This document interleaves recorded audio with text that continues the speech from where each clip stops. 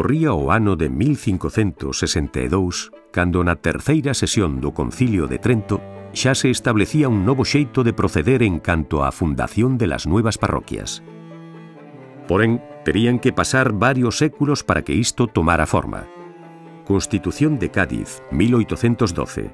Para el gobierno interior de los pueblos habrá ayuntamientos, y se pondrán donde no le tengan, será no 1836, coa formación da nueva planta de los ayuntamientos constitucionales, cando por fin se inicie o camiño.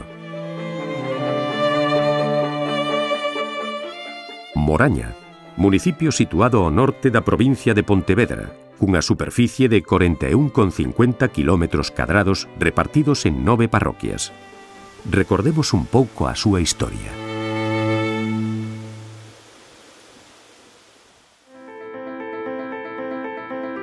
San Lourenzo de Moraña.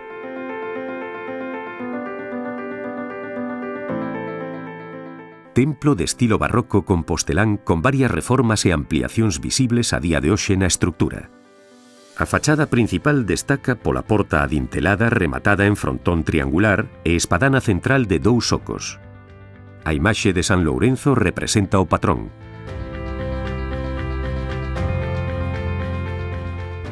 A Casa Torre dos Fariña, polo apelido que hoxe perdura, é unha espléndida edificación de orixe medieval datada aproximadamente do 1360. Fonte, pombal, hórreos, eira malladeira empedrada e a torre que exerceu de defensa en tempos primitivos. Pazo da Buzaca. A orixe da familia Varela remóntase aos descendentes de don Ramiro I de Aragón e a súa dona Hermisinda, da Casa Real de Francia. Sería don Jorge Varela de Dubra o primeiro alá polo 1570. O pazo naceu sendo unha casa de labranza con abundantes mananciais, despois convertiuse en fortín e xa co tempo pasou a ser unha edificación con planta rectangular a que se uniron distintas dependencias. Na entrada recíbenos unha maravillosa pedra armeira, escudo barroco con 8 cuarteles datado do 1750.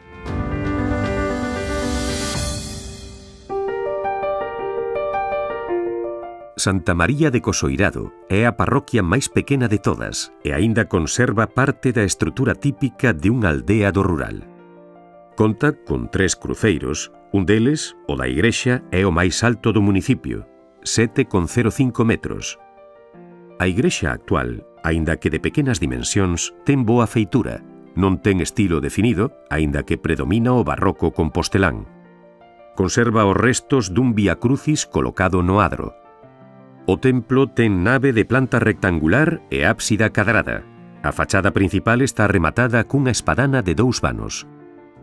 Este lugar, anos atrás, tivo escola, taberna, forno. Era terra de canteiros e de ferreiros, dos mellores da contorna. De feito, ata asinaban as pezas que forxaban.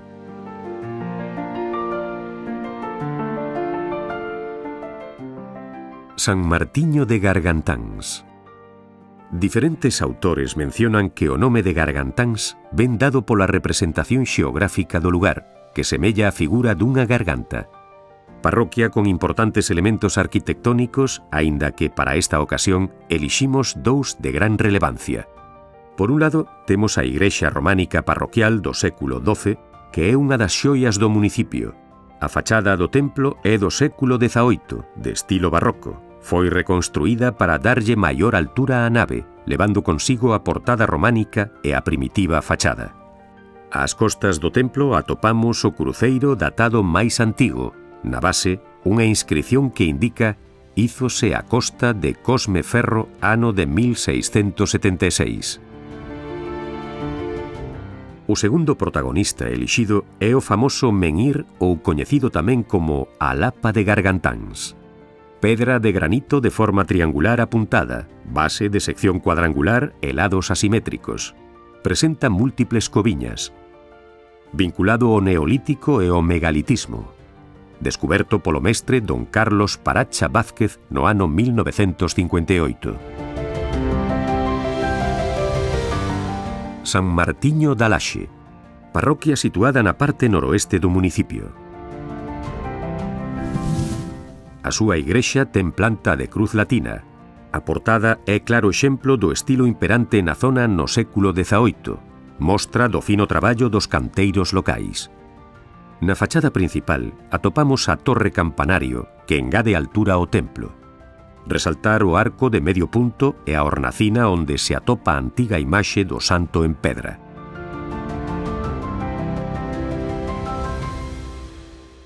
Moi preto da igrexa, a reitoral de bo tamaño e boa pedra do país.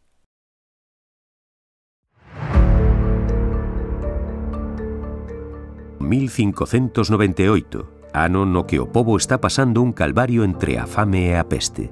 Pero os feligreses da Laxe comproban que eles, de algún xeito, líbranse deste mal. Están convencidos de que isto é grazas á intercesión do santo.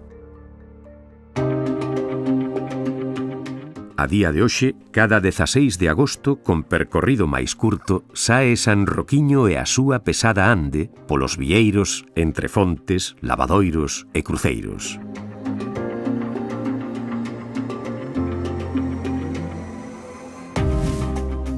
Divino Salvador de Saiáns. Igrexa de estilo barroco compostelán mesturado con algo de oxival, ten planta de cruz latina. Fachada con porta adintelada, rematada con estiloso tímpano triangular e unha torre campanario. Este templo está considerado como o de maior dimensión do concello. No ano 1862, un raio, nunha noite de tormenta, cae sobre a igrexa destrozando parte da súa fachada, parte do teito, a bóveda da tribuna e rompe 13 vidrieiras.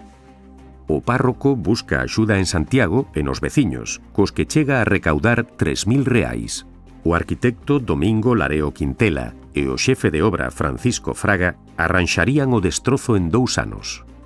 En recordo do ocurrido, colócase unha placa conmemorativa en sinal da reconstrucción do templo.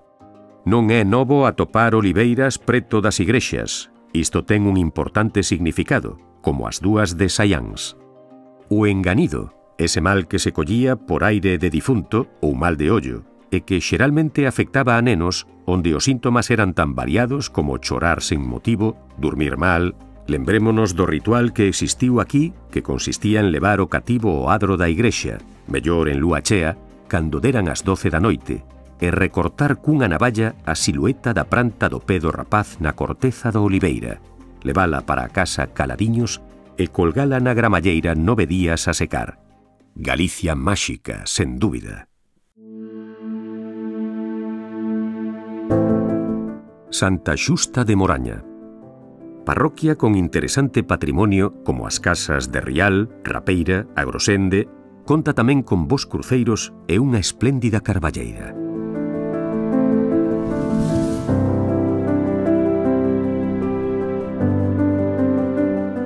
A igrexa actual, de estilo barroco compostelán, data do século XVIII, ten planta de cruz latina.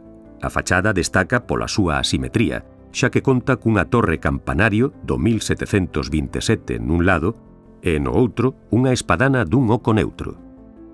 Resaltar a fermosa porta rematada cun retablo triangular e a imaxe da Virxe coroada xunto coa inscripción que indica o ano de 1767. Este santuario, grazas á actividade dun crego, don Juan Iglesias Vergueiro, convertiuse nun lugar moi concurrido. É coñecida a historia que fala da muller descoñecida preguntando pola fonte de Santa Xusta.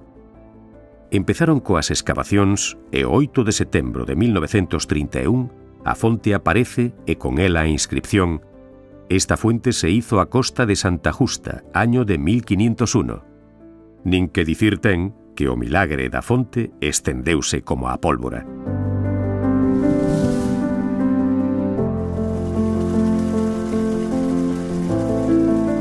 Por si fora pouco, había que engadir que don Juan posuía algo especial, poderíamos chamarlle virtude.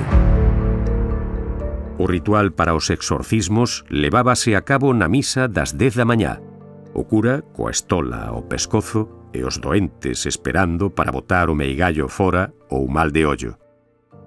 Curiosa historia, pero existiu.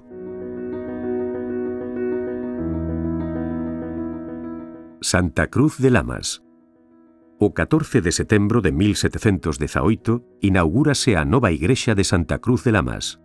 O novo templo parroquial estará dotado de planta rectangular, fachada con porta adintelada, campanario de 3 corpos pegados á esquina nordeste e no cumio unha curiosa cruz.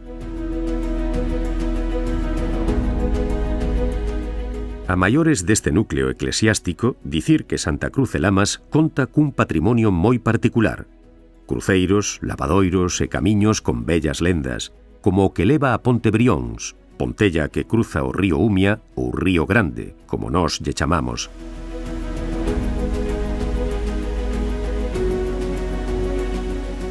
Foi o paso que unía Moraña coa veciña Cuntis e por onde se circulaba a pé, a cabalo ou co carro.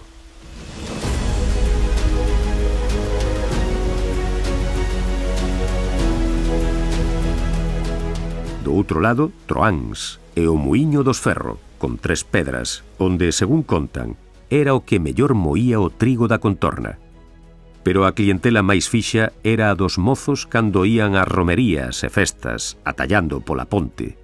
Os piques e liortas eran famosas en ámbolas dúas beiras, sobre todo cando os de Moraña ían roubar as mozas guapas a Troáns.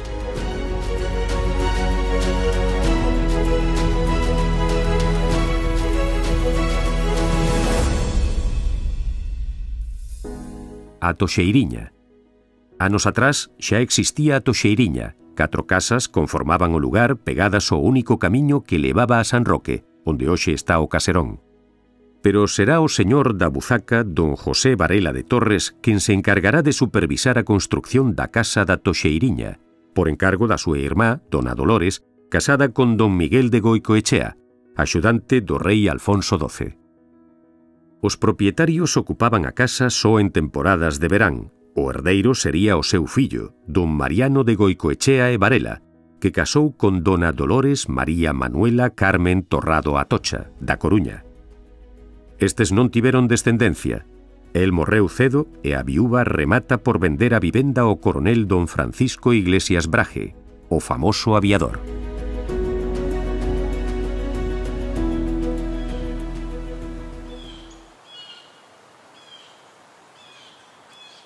San Pedro de Rebón. A igrexa románica de San Pedro de Rebón está datada do derradeiro tercio do século XII, aínda que o rosetón do testeiro da nave sería produto dos primeiros anos do século XIII. O actual templo só conserva da súa primitiva fábrica a cabeceira.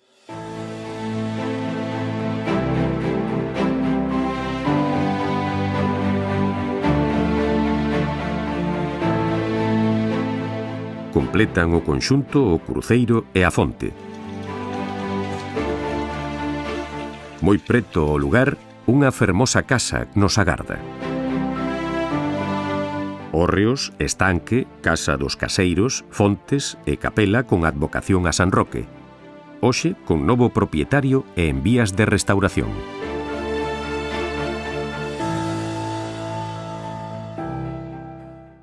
O Castro de Rebón, asentamento fortificado datado da Idade do Ferro, que a día de hoxe volve a erguer unha cruz de pedra despois de anos desaparecida, lembrando a misión dos padres redentoristas do ano 1907. Remataremos falando das laxes, e deixemos que as imaxes falen por si soas.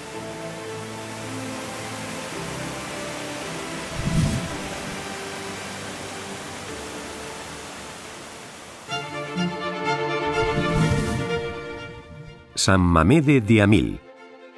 A igrexa parroquial datada do 1784 é de estilo barroco, fachada con porta de arco adintelado e molduras.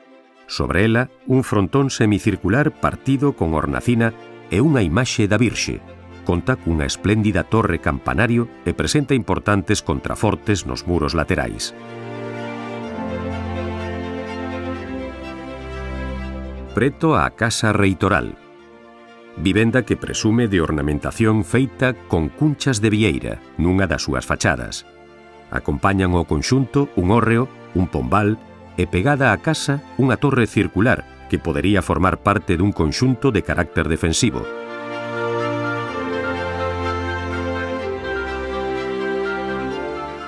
Santuario dos Milagres. No ano 1842 empezaron as obras no lugar da Chan. O mestre canteiro sería don Manuel García de Soar. O deseño do templo ía ser diferente a todas as igrexas da contorna. Estilo neoclásico con planta octogonal e cuberta de lousa a varias augas, 3 portas de acceso, a principal con moldura de dobre relieve, enmárcase nun pórtico con 2 pilastras e 2 columnas toscánicas de fuste liso. As obras durarían 50 anos. Ao lugar do santuario accédese por unha escalinata de granito construída entre 1948 e 1952, con deseño de Robustiano Cochón, e estando de cura don José Lado Formoso, o que se lle levantou un busto na referida escalinata.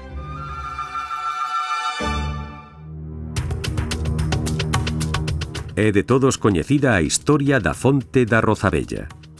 Certo día, don Sebastián de Castro, veciño do lugar da Rozabella e arrieiro de profesión, estando entrado en anos e ante a necesidade e dificultade de transportar auga dende o río ata a vivenda para as mulas, implora axuda á Virxe. De seguida surxe o milagre e a auga empeza a brotar a raudais. El, en sinal de agradecemento, manda construir unha fonte no mesmo lugar, trasládase o conxunto á base da escalinata do santuario. Nuestra Señora de los Milagros, 1778.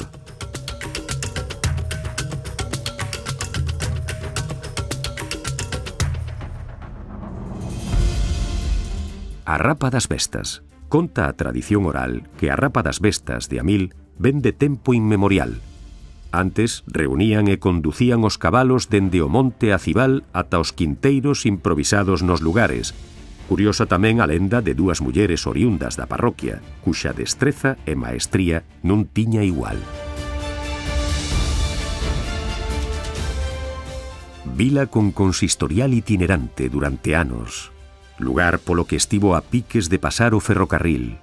Terra con infinidade de fermosos recunchos, muiños, carballeiras, fervenzas. Moraña agarda.